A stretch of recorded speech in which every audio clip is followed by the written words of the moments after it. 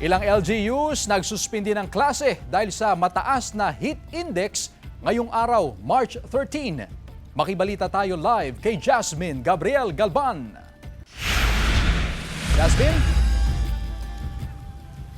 Chris, dahil sa mataas na heat index, nagpapatupad na ang DepEd ng blended learning sa ilang paaralan sa Region 1.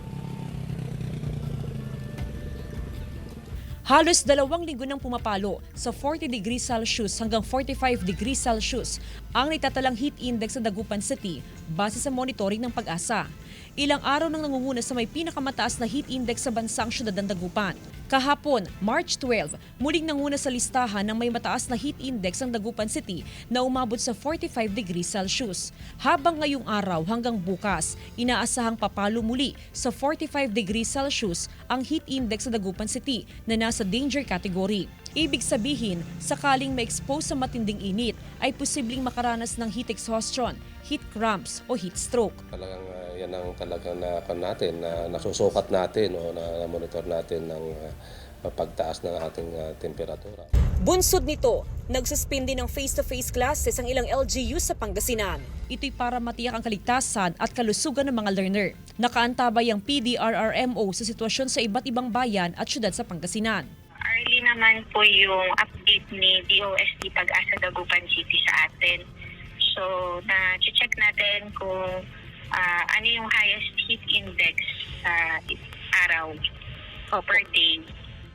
Suportado ng mga school head ang suspensyon ng LGU sa face-to-face classes sa Dagupan City.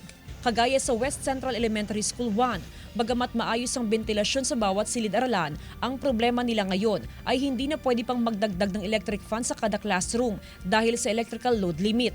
Nakadesenyo kasi ang kada classroom sa hanggang 4 na electric fan lang. Hindi nakakayanin kasi baka ang kaya lang kasi nung mga electric meter natin ay 4 electric fan. Kung nagkasabay-sabay yun tapos magdadagdag pa ng electric fan baka pumutok, hindi nakakayanin. Samantala, tiniyak ng DepEd Region 1 na regular na namomonitor ang mga learner ngayong ipinatutupad ang modular blended learning. Chris, as of 2 p.m. sa monitoring ng Pag-asa ay nai-record ang 43 degrees Celsius na heat index ngayong araw sa lungsod ng Dagupan. Samantala ngayong hapon ay naglabas na ng abiso ang iba't ibang LGUs kaugnay sa suspension ng face-to-face classes bukas, March 14. Ngayon ay kinoconsolidate pa lang ng PDRRMO Pangasinan ang mga bayan na magpapatupad ng suspension ng classes bukas sa probinsya ng Pangasinan. Chris? Maraming salamat, Jasmine Gabriel Galban.